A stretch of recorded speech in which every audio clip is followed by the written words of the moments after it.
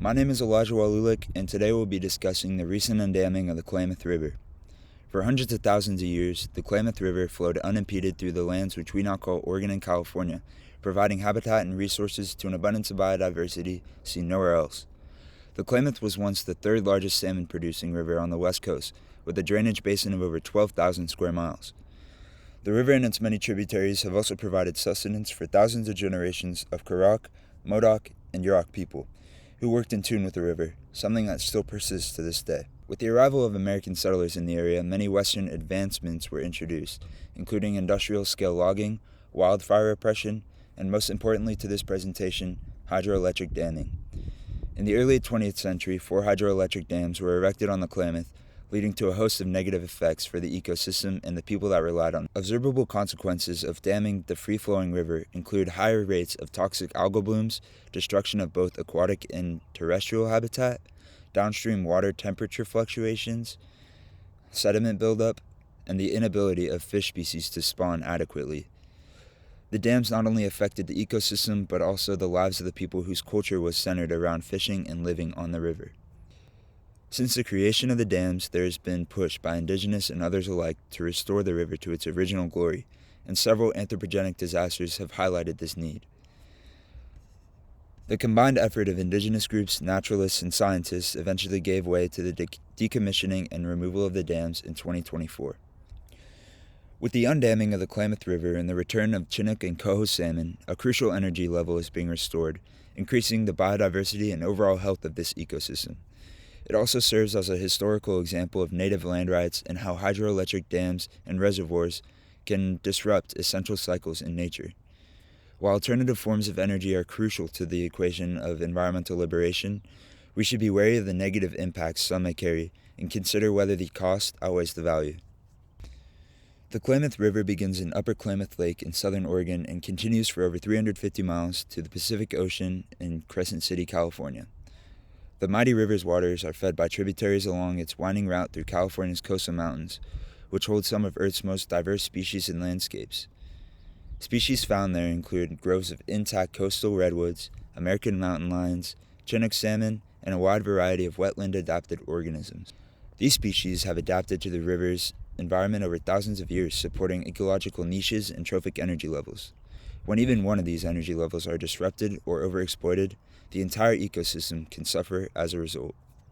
For hundreds of thousands of years, the Klamath waters supplied life to millions of fish, mostly Chinook and coho salmon, cutthroat trout, and sturgeon. The steady abundance of these fish provided energy to migratory bird species, black bears, and many other animals. These connections are essential to understanding not only what happened to the ecology of the Klamath River, but also to understanding how important biodiversity is when considering how energy moves through a system. The more biodiversity, the more stable the food web and energy distribution overall are. Healthy rivers are extremely vital to the ecosphere, as they provide minerals and nutrients that our oceans, serve as biodiversity hotspots, and act as lifeblood to millions of species, including humans. Humans have been utilizing the steady flow of the Klamath for upwards of 10,000 years, with the first wave of people settling into 3 distinct cultures along its banks. The Kadok, Modoc, and Yurok people have always lived along the Klamath River, subsisting on the fish, river plants, and natural environment. Stewards of the land, they were intimately engrossed with their environment, understanding the precious cycles important to California's ecology, such as wildfires. The region was rapidly occupied by American settlers in the 1840s due to industry opportunities like logging, the Oregon Trail, the gold rush, and the idea of manifest destiny. The Modoc people, whose numbers were estimated by white settlers to be around 600 during first contact, led resistance campaigns against occupying forces. Let it be abundantly clear, however, that the Modoc not only advocated for the rights to their land, but also peace until the very end. Following the Modoc Wars, the land was ceded to the United States, and things were about to get modern. The first dam, Copco 1, was completed in 1918 and led to the destruction of the Upper Basin spawning grounds. Many subsequent dams were built, including in 1925, 1928, 58, and 62.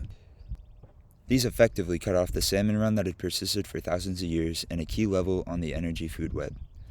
Without adequate spawning ground and worsening water quality, Chinook and coho salmon were unable to complete their natural life cycle and their numbers tanked. By 1933, commercial fishing on the Klamath had been banned, and the negative effects of the broken cycle were already being seen. A combination of rampant logging, river damming, and unfettered greed and ignorance throughout the 19th and 20th centuries eroded the topsoil throughout the entire region, choking its streams and destroying additional fish habitat. Of course, excess sediment was not deposited into the sea as would be expected for a normal river system, rather being caught behind the many dams on the Klamath. The lack of vegetation in upper streams also caused the water table to decline in the area, instead running off into the river rather than slowly being distributed over months. The excess flow meant that the river, which was once able to tolerate months of drought, was very susceptible to them. Compounding this factor, it was believed by farmers at the time that any water not collected was being wasted when it completed its natural cycle into the ocean. Therefore, more and more water was diverted at the dams. Several incidents of mass fish die-offs due to low water levels occurred at the dams, with the worst incidents occurring in 2002.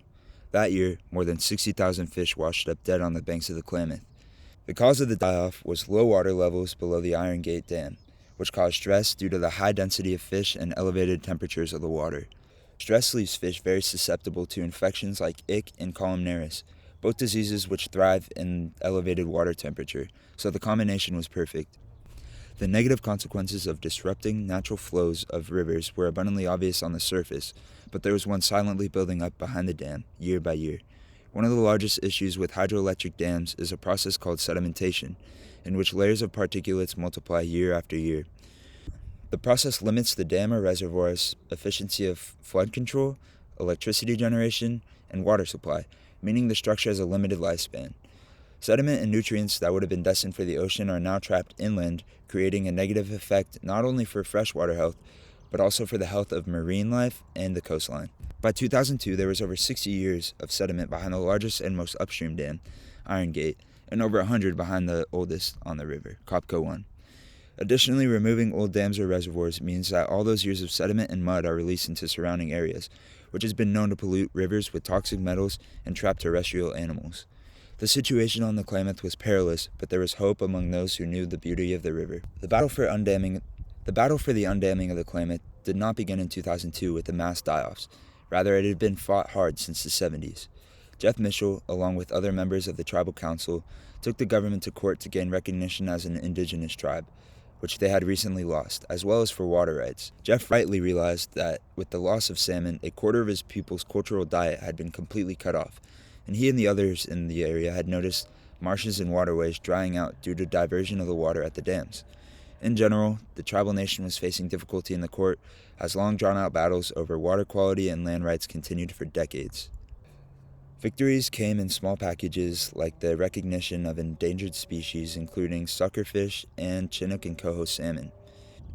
In the 90s, several pieces of positive legislation impacted the future of the Klamath River, including the 1996 and 98 Clean Water Acts. By 2005, tribal leaders and corporations had tried for almost 7 years to come to an agreement, meeting, protesting, and even advocating in other countries.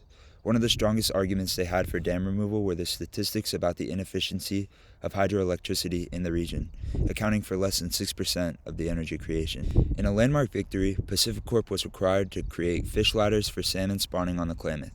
Additionally, they were required to clean the reservoirs of the toxic algal blooms that choked out the life.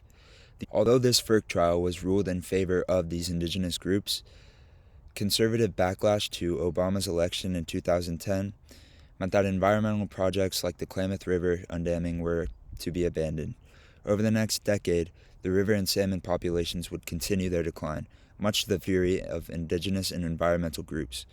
Years of protests, meetings, actions, advocating for the fulfillment of PacifiCorp's court orders took place alongside hefty regulation, which was severely slowed by a bureaucracy. Finally, in 2020, yet another agreement was reached between the government and PacifiCorp, and funds were allocated for the removal of 4 dams. The agreement created the Klamath River Renewal Corporation, which would oversee the demolition. In 2023, the demolition of Kopko 2 Dam began, marking a massive victory in the battle that had lasted over 6 years. The final dam, Iron Gate, was removed in October of 2024 and released decades of trapped sediment downstream.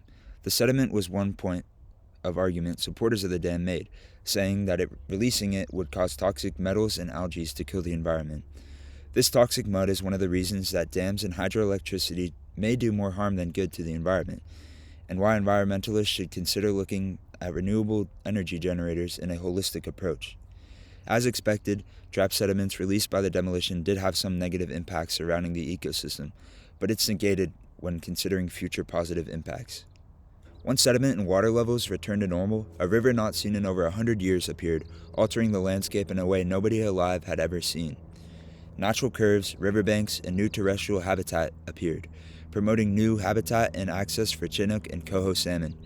Restoration to these new habitats has also been started, with native plants being reintroduced to hold the soils in place. Finally, water temperatures and sediment levels normalized to pre-dam levels, and in 2024, the first adult Chinook salmon was seen in the area since 1912. The efforts of generations of people have finally paid off, affecting a positive change to our struggling environment. With the undamming of the Klamath River and the return of the Chinook and coho salmon, a crucial energy level is being restored, increasing the biodiversity and overall health of the ecosystem.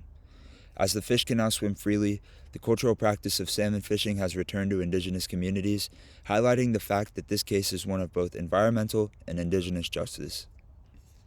Renewable energy is the future, but environmentalists should approach these solutions with a holistic view, noting the impact on local ecosystems and considering perspectives which have historically been damned.